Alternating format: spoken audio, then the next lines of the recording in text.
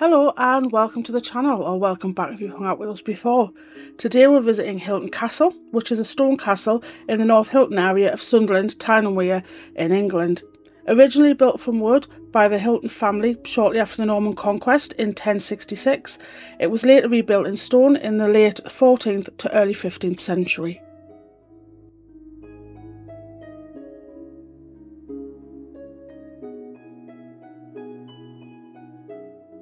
Now this that you see here is the chapel, which is on a small embankment to the northeast of the castle and was rebuilt in stone in the early 15th century.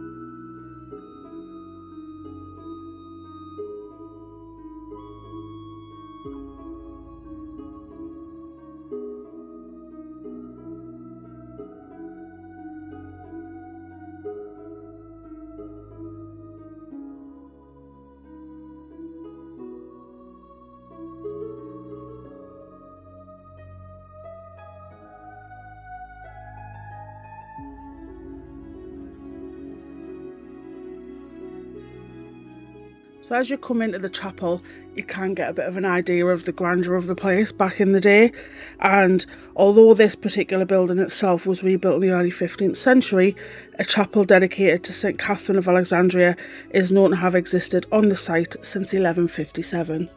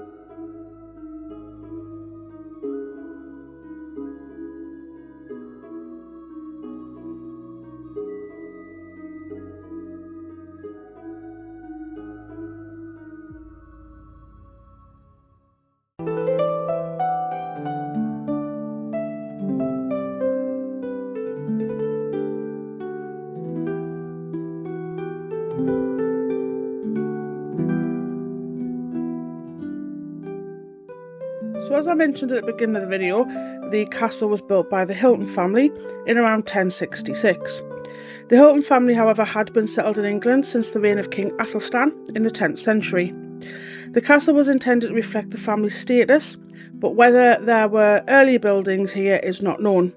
But the impressive gatehouse tower, the only part of the castle still standing, was almost certainly intended to be the dominant element of the new building.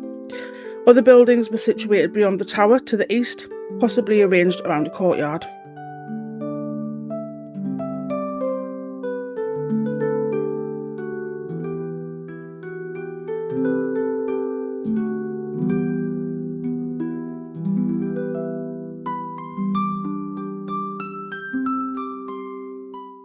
The Hyltons maintained their rank and wealth until the Civil War. However, despite a reduction in their means, the family remained prosperous enough to refurbish the interior and add wings to the north and south sides of the gatehouse in the first half of the 18th century. It remained the principal seat of the Hylton family until the death of the last Baron in 1746. It was then Gothicised but neglected until 1812, when it was revitalised by a new owner.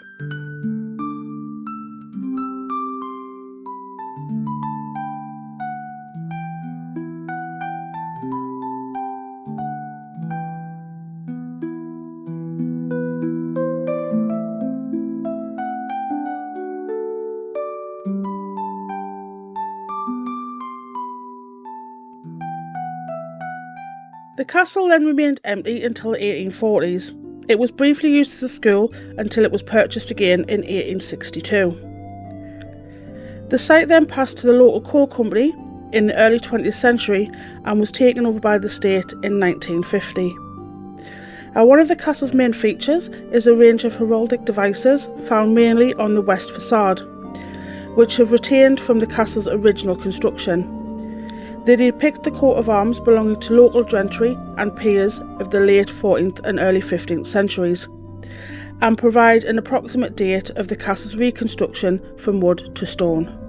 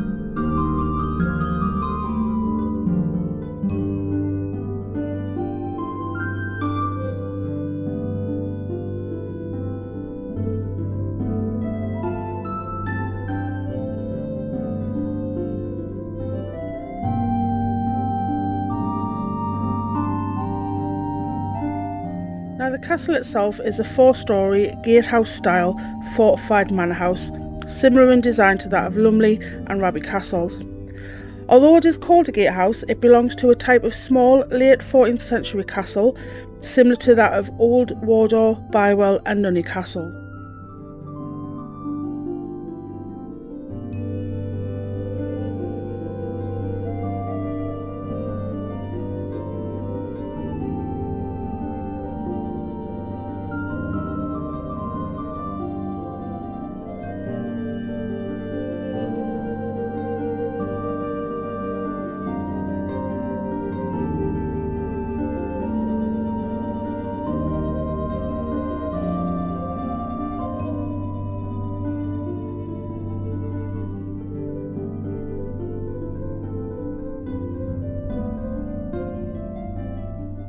The castle was first mentioned in a household inventory taken in 1448 as a gatehouse constructed of stone, and although no construction details survive, it is believed that the stone castle was built sometime between 1390 and the early 15th century.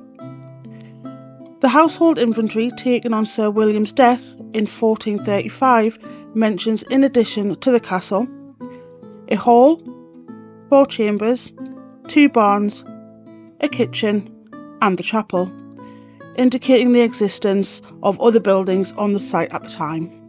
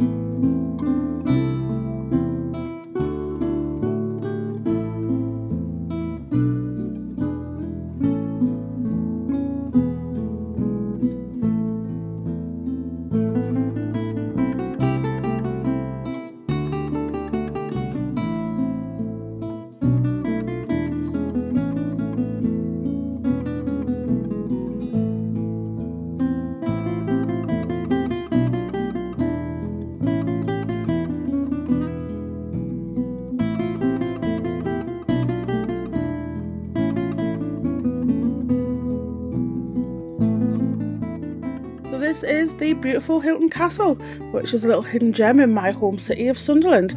Now, it is a great day out if you're looking for somewhere to take your kids. If you've walked your dogs, there's a lovely dean that you can walk through. There's a play park just down the way as well.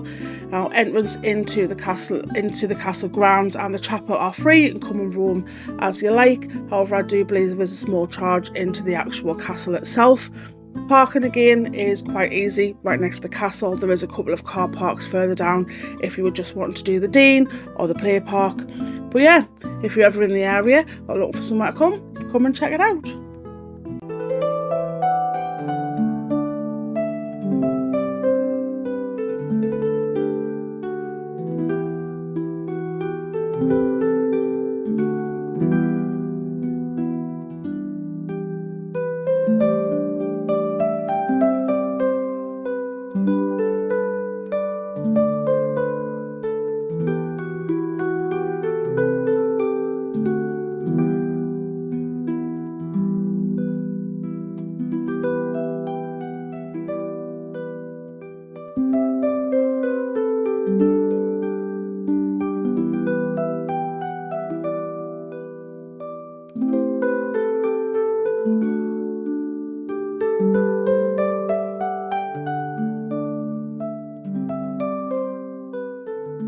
As always, we're going to give this an accessibility rating for you.